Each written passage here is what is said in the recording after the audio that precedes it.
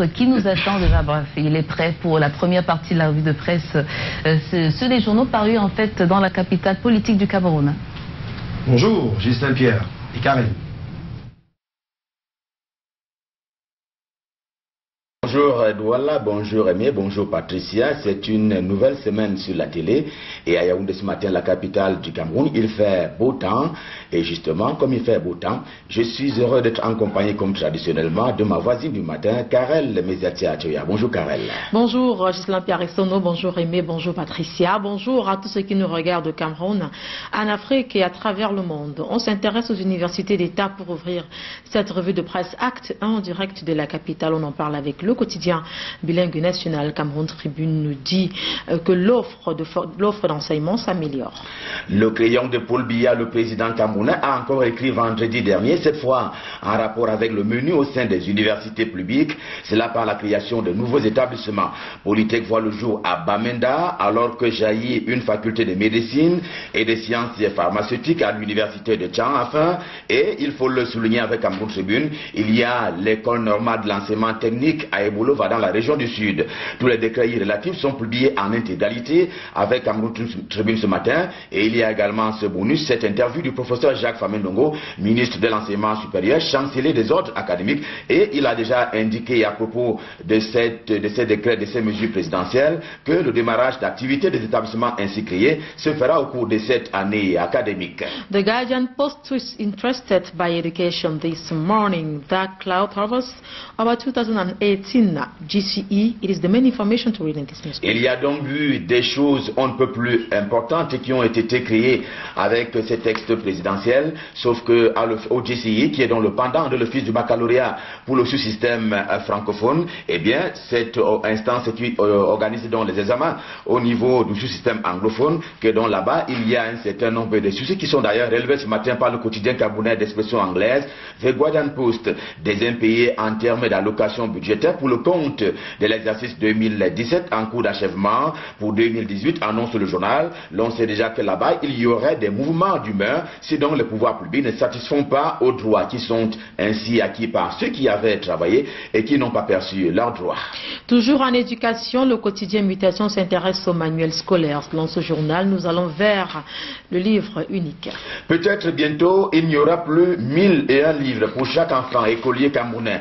Ce qui va changer à travers la commission que le Premier ministre chef du gouvernement, Philemon Yang, a créée, c'est premièrement la dérive qui va prendre un coup en amont. C'est le visa du Premier ministre qui fera désormais foi s'agissant de la liste officielle des manuels scolaires, précise justement le professeur de lettres, éditeur et d'ailleurs critique littéraire, Marcelin Mvunda Etoa, qui est en vitrine dans le quotidien à capitaux privés Mutation édition de ce matin. Pour tout dire, eh bien, les marchands de livres n'ont qu'à bien se tenir et rien ne sera plus jamais comme avant. En politique, le journal de Georges-Alain Boyomo s'interroge. Parlement, jusqu'où ira le Social Democratic Front? Joseph Bananzem, qui est donc le président du groupe parlementaire du Social Democratic Front du côté de l'Assemblée nationale, lui, il est catégorique ce matin dans le journal.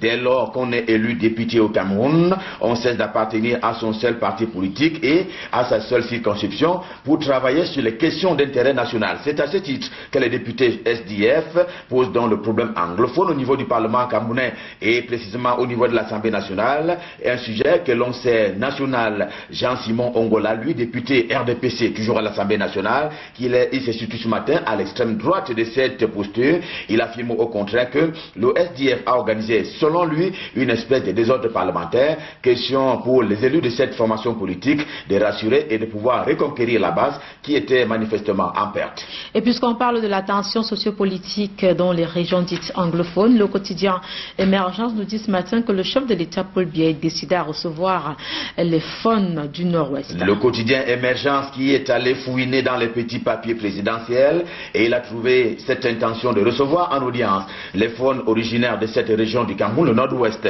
Une exclusivité, si elle est avérée, qui conduit à l'analyse selon laquelle cet acte va participer, entre guillemets, à éteindre le feu, ainsi qu'on l'indique au Cameroun. Mais à la question de savoir quand aura lieu la rencontre, eh bien, le journal n'en sait pas plus. Let us continue with the Horizon. Many information to read in this newspaper. First flight among Northwest Fund. Si Paul Biya s'en va recevoir en audience les fonds du nord-ouest camerounais, cette organisation traditionnelle au Cameroun, au pouvoir on ne peut plus étendu, et bien Horizon en kiosque ce matin insiste sur la nouvelle crise au sein de cette organisation justement des chefs traditionnels du nord-ouest. L'Assemblée générale qui s'est tenue samedi dernier a plutôt envisagé et même a vu émerger deux factions dont l'une était réformiste et l'autre qui est conduite par le sénateur Fontéché, et voilà donc, ainsi que l'indique le journal, une crise au sein de la crise anglophone. L'équation revient sur le blocus à l'Assemblée nationale par le Social Democratic Front entre illégalité et gesticulation politique, titre à ce journal. Ce qui s'est passé à l'hémicycle de Ngouaikele, le professeur Aboya Manassé l'appelle animation parlementaire, car en vérité, il s'est agi d'une revendication derrière laquelle se trouve un gros calcul on ne peut plus politique, car le Social Democratic Front, le SDF, connaît la réglementation, sauf à exiger le changement de la loi. Le droit parlementaire n'a pas été du tout respecté en l'état, aucun texte n'ayant été jugé recevable par la conférence des présidents. Il n'y avait aucun espoir que celui-ci soit discuté en plénière, ainsi que l'indique justement le professeur des sciences politiques, le professeur Aboya Manassé. Le quotidien L'Épervier aussi marque un temps d'arrêt à l'Assemblée nationale. Le journal nous dit comment est-ce que Ni John Fundi a convaincu ses députés à bloquer les travaux. Le chairman du SDF était donc à la manœuvre. L'on sait ce matin que c'est Ni John Fundi en personne et lui-même qui avait donc demandé aux députés de son parti de commettre un petit désordre parlementaire, désordre jugé d'ailleurs condamnable par certains. Côté SDF, on a promis de remettre ça ce lundi tant que la crise anglophone ne sera pas inscrite à l'ordre du jour des travaux du côté de l'Assemblée nationale. Le journal s'interroge en outre sur le rôle du ministre Elie Pierre au sein du Mayo-Kani en ce qui concerne bien sûr le Rassemblement démocratique du peuple camerounais. La situation n'est toujours pas revenue à la stabilité escomptée par l'Épervier dans la circonscription électorale RDPC du Mayo-Kani. En insistant sur le cas, le journal de Léopold Clovis Nudio veut montrer que le mal persiste de ce côté-là, et ce mal, c'est la division de la base, ainsi entretenue selon le journal par Elie Pierre, ministre de la République et élite du coin, qui daigne ne pas respecter les directives à la fois du président national de cette formation politique Paul Biya, mais également du secrétaire général du comité central du RDPC. J'ai nommé Jean Koueté. Génération Libre aussi s'intéresse au non-respect avéré ou supposé du ministre Elie Pierre dans le Mayo-Kani. Il faut le savoir, avec Génération Libre, lui aussi en kiosque en ces débuts de semaine, il y a pour Elie Pierre du mal à être ministre de la République et ne pas être désigné chef de la délégation permanente du Rassemblement démocratique du peuple camerounais au niveau départemental, le Mayo-Kani. C'est d'ailleurs, estime le journal, l'objet de son mécontentement manifeste dans le Mayo-Kani justement, explique Génération Libre pour qui cette attitude va en contradiction avec Paul Biya et Jean Koueté. On parle d'autre chose avec le journal Repère, l'hebdomadaire de feu. Richard Tuna nous dit que des secrets d'État inondent les réseaux sociaux. La fuite, encore des fuites et toujours des fuites des documents administratifs. Les secrets d'État, parfois dans la rue, qui a oublié la récente publication du programme sécuritaire lors du séjour de Paul Biya du côté de Genève en Suisse, qui a oublié les échanges au plan administratif entre le ministre de la fonction publique et de la réforme administrative et le directeur général de l'École nationale d'administration et de magistrature ENAM. Ces deux faits montrent à suffisance que la manipulation est en train de faire son lit là où la discrétion était présumée obligatoire. L'orphelin nous amène au ministère du Travail et de la Sécurité sociale. Le journal considère le chef de ce département, Grégoire Owona, comme l'homme des réformes. Quoi qu'on dise, le cahier des charges est respecté au ministère du Travail et de la Sécurité sociale. Ce constat est fait au regard de la défense ainsi assurée par Grégoire Owona, le patron de ce département ministériel, en faveur des travailleurs sociaux. Les mouvements d'humeur ont diminué en quantité, la revendication a gagné en qualité et les médailles sont régulièrement remises à des employés. Le dialogue social va bon train, ce n'est pas encore parfait, mais les réformes sont perceptibles au sein de ce département ministériel et en faveur des travailleurs sociaux, dixit l'orphelin en kiosque. Un autre ministre considéré comme l'ouvrier des réformes, cette fois-ci par le magazine Le Facteur, c'est le ministre des enseignements secondaires.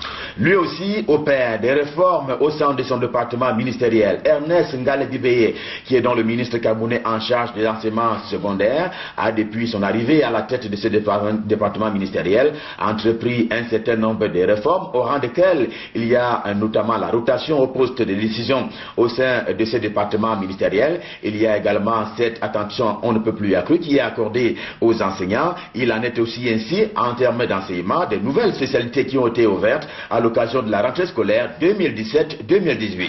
On continue avec Sans détour au menu scandale au concours d'entrée à l'ENAM. Et selon ce journal, plus de 20 candidats irréguliers auraient été admissibles aux épreuves orales. Selon le journal donc, et c'est grave, les admissions en cours à l'ENAM, l'École nationale d'administration et des magistratures, révèlent déjà au moins deux curiosités.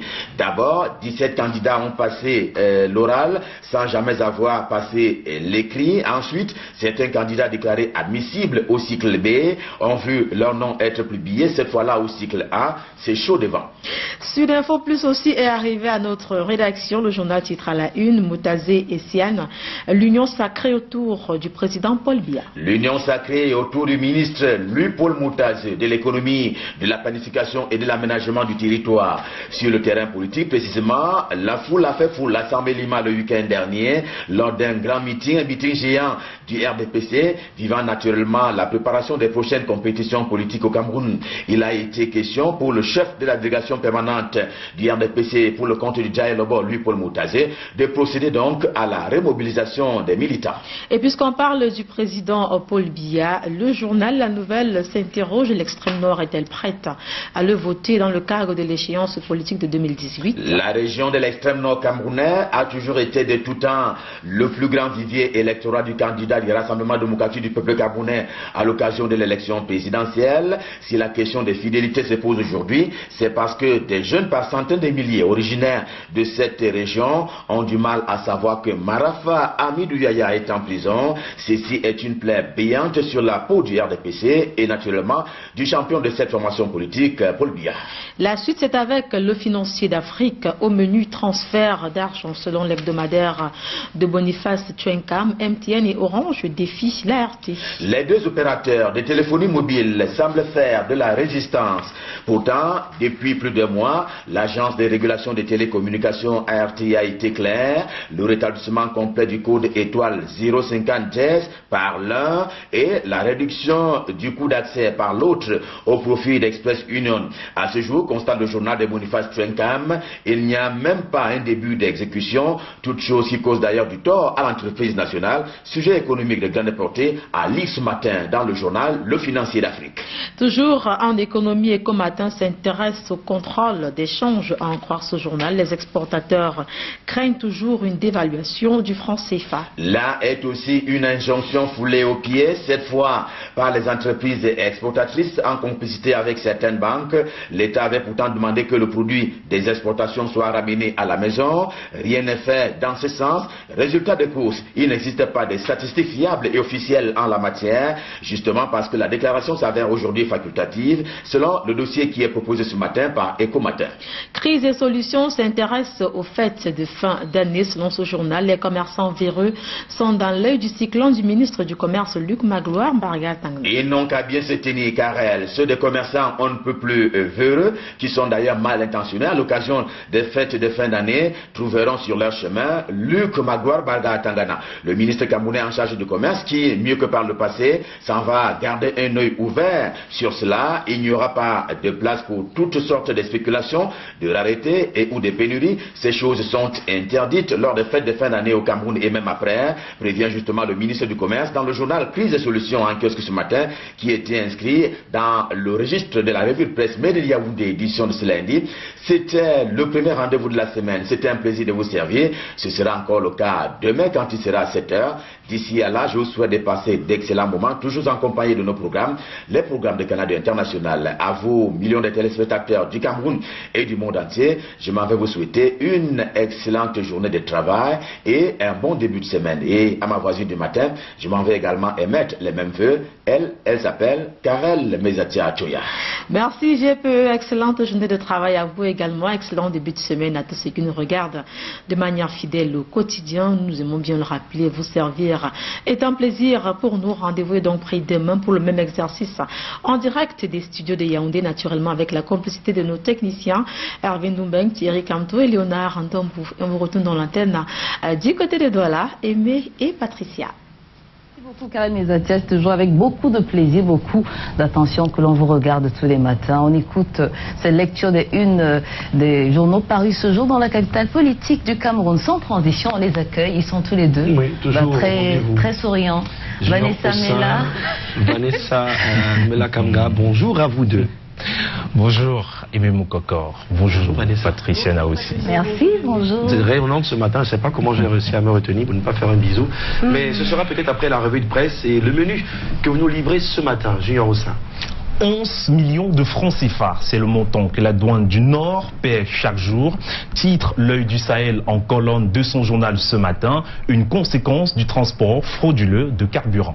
Selon le secteur des douanes du Nord, le transport du carburant de contrebande fait perdre d'énormes ressources financières au trésor public, soit 11 millions de francs CFA par jour, nous dit le tri-hebdomadaire L'œil du Sahel ce matin. Les importateurs qui transportent ce carburant sur des motos ou des petits véhicules communément appelés Starlet ont été mis en garde à travers un communiqué par Séraphin Bello, le chef secteur des douanes du Nord. Le journal nous apprend également que plus de 500 véhicules Starlet pratiquant cette activité ont été identifiés dans la région. La douane, dans son communiqué, ne vise pas l'interdiction de l'importation, mais souhaite tout simplement que les opérateurs se plient aux normes. En sa une de ce lundi 27 novembre 2017, L'œil du Sahel s'intéresse à 3 visages du gouvernement camerounais, Philémon Yang, Gongor et Alamine Mey. Et le journal titre « Ils battent les records de la longévité à le poste ». C'est un recordman du système BIA, c'est le dossier à lire dans le tri-hebdomadaire L'œil du Sahel. Il s'agit de 3 membres du gouvernement qui depuis 2011 ont été maintenus à un poste stratégique. Le journal cite Philémon Yang comme le miraculé de l'immeuble Étoile qui a jusqu'ici déjoué tous les pronostics politiques. Le second recordman est Alamine Ousmane Mey, l'Argentine nationale qui tient ferme la caisse au ministère des Finances. Le troisième visage est celui de Ferdinand Gongo, le vice-dieu qui a été sous-estimé au début et qui, après avoir fait ses preuves au secrétariat général à la présidence de la République, est devenu très influent. Les faits et les méfaits d'armes de ces 3 hommes sont bien sûr présentés dans le journal. On parle sécurité ce matin, cette fois du côté de Maroua. L'œil du Sahel nous apprend qu'un Pakistanais reste détenu par la police. Plus d'éléments à retrouver en page 3 du journal. Un Pakistanais nommé Noor Hussain a été interpellé le 22 novembre dernier à Mokolo par la police, puis a été transféré dans la ville de Maroua. Les faits qui lui sont reprochés n'ont pas encore été rendus publics, mais selon L'œil du Sahel, l'homme s'est présenté comme un touriste et disposerait des documents signés par les autorités compétentes. Encore des établissements qui volent en fumée. Nous sommes dans le sud-ouest Cameroun. La nouvelle expression de ce lundi titre « Crise anglophone ». Les malfaiteurs continuent de brûler. Le lycée bilingue de Fontem dans le Lébialem, région du sud-ouest, a été ravagé par les flammes vendredi dernier. Nous annonce le quotidien La Nouvelle Expression. Le feu s'est déclenché aux environs de 23 h et ce sont les riverains qui se sont débrouillés à l'éteindre, vu que dans la zone, il n'existe pas de détachement de sapeurs-pompiers. Le bloc administratif a été totalement consumé. Les causes et les auteurs de cet acte de vandalisme n'ont pas encore été identifiés, nous apprend le quotidien La Nouvelle Expression. Parlons éducation avec La Nouvelle Expression qui nous apprend que du côté de l'université de Tchang, Paul Biya désavoue Jacques Famendongo.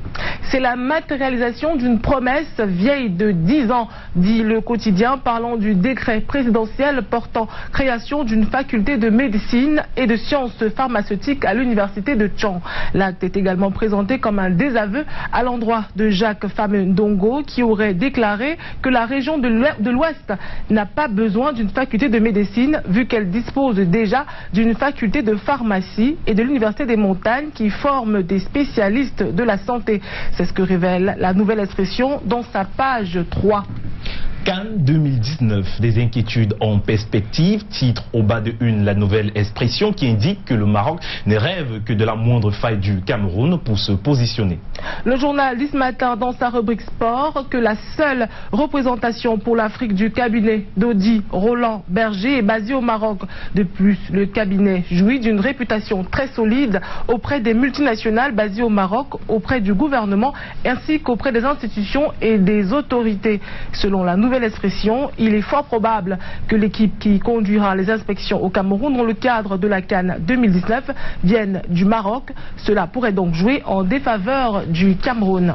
Présidentielle 2018 au Cameroun, la météo en sa une nous parle d'une alliance en marche entre Kamto, Kuete et Zongan pour la météo. Il s'agit d'une coalition anti-BIA. Présidentielle 2018 donc, le bi-hebdomadaire La Météo parle d'une alliance Kamto, Kuete, Zongan, 3 ressortissants de la région de l'Ouest Cameroun. Le journal s'interroge sur l'attitude ambiguë de Jean Kuete qui serait venu dans le Vouri, non pas pour soutenir Paul Biya, mais plutôt pour mieux asseoir la notoriété du MRC de Maurice Kamto. Le journal ajoute que la présence d'Albert Zongan le 19 novembre dernier au meeting du MRC, quelques jours après la visite de Jean Kuete à Douala, n'est pas un fait anodin. Tous deux veulent catalyser le maximum de force au profit de Maurice Kamto en 2018, dit La Météo. Les médecins réclament la mise en application de la couverture santé universelle. Pour Info Matin de ce jour, c'est l'un des points majeurs qui ressort de l'Assemblée générale de l'Ordre national des médecins tenue vendredi dernier à Yaoundé.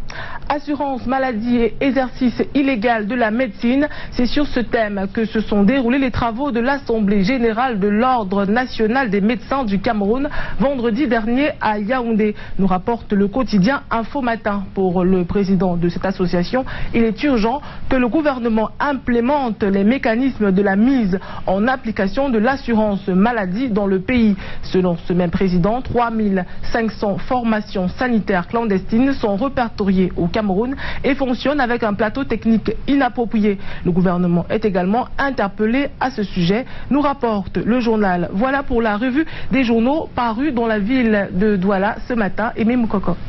Merci, vous partez forcément avec un grand sourire ce matin, mais Julien Ossin, j'aperçois un joli magazine entre vos mains. Ça m'intéresse aussi. Je crois qu'il avait l'intention de me l'écouter. À moins que vous partagez. Non, mais si, c'est un magazine très intéressant. Il est à la une de ce magazine, il s'agit de Docteur Magazine. Et à la une, il s'agit de notre collègue Mireille Flomanet qui fait la une de ce magazine, très intéressant. Et d'ailleurs, elle fait savoir à l'intérieur que si jamais elle n'avait pas été journaliste, elle aurait été médecin. Et vous connaissez très bien cette émission, tous les lundis à partir de 15h, check-up à regarder sur Canada International. En tout cas, j'offre à toute la rédaction de Canada International pour que les autres puissent jeter un coup d'œil et que jamais en travaillant bien, on peut faire la une d'un magazine et elle a fait ses preuves. Donc je vous l'offre personnellement à Patricia et à Mémou Coco. Vous chargerez d'apporter à la rédaction de Canada International. En tout cas, ce qui m'intéresse bien ici, la bave d'escargot secours de ces dames. De quelles dames il s'agit? Bref, on vous invite à lire. C'est disponible dans les kiosques. Sexualité quelque part là, harcèlement sexuel à l'hôpital. Bref, c'est le contenu qui est important, c'est le contenu. Et on salue ceux qui sont donc à l'initiative de ce magazine, donc rédacteur, directeur de publication Alessandra Kamdem, qu'on salue donc. Messieurs, mesdames, c'est un lundi, pas de chansons du cœur à choisir, parce qu'on va offrir No Woman No Cry de Bob Marley, qui a été plébiscité par les téléspectateurs, mais excellent. De Canal Matin. Début de semaine à vous deux. Avant de partir, oh là là, vous connaissez certainement des Sévérins, des Cifrins, des Vigiles. J'en connais, je pense, sur le croissant Séverin Ango, qui est un aîné et confrère. On pense également à Séverin Tchonke, justement, qui est PDG d'un journal, Nouvelle Expression en l'occurrence, et d'une chaîne de télé locale. Vous en connaissez? Oui, je connais Séverin. Ouais, lequel? Il est du côté de Yaoundé. Ouais. Il s'appelle son nom de famille. Son nom de famille. Bon, c'est peut-être dans des fambes, des trucs ce genre. Mais comme on a très souvent bagarré comme on était petit, j'ai pas voulu retenir son nom. Ah, on a beaucoup bagarré étant petit. Donc, il me tapait trop. Il vous reconnaîtra en fait. Oui, il vous reconnaîtra. Joli sourire, que ce sourire vous accompagne tout au long de cette journée. Vous nous apporte que du bonheur. Vous allez prendre la direction de la rédaction centrale de Canada International. Bien sûr, vous également, Vanessa Mela. Bien sûr, naturellement. Vanessa et Junior, demain 7h, on commence par Yaoundé et puis Cifrin, donc n'oubliez pas que le prénom aussi Cifrin, on a Virgile, on a Cifrin pour le 27 novembre et pour la transition, on rappelle que la suite sera internationale. international. On va aller au Libéria, on va faire le tour, hein, et même parler de cette affaire entre Kofi et Ngola qui se déchire. Bref, et naturellement, Yannick Noah, une légende qui a réussi à remporter une Coupe Davis, mais davantage pour faire plaisir. Qui ça? Yannick Noah. Ok, d'accord. On en reparlera tout à l'heure.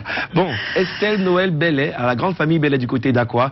Sentez-vous saluer ce matin? Oui, maman Estelle, on vous salue, sans oublier Cyril qui est en train de courir pour le boulot ce matin. Juste après, on va donc procéder à la lecture de ces informations vues à l'étranger, et par la suite, chaque jour est une date événement.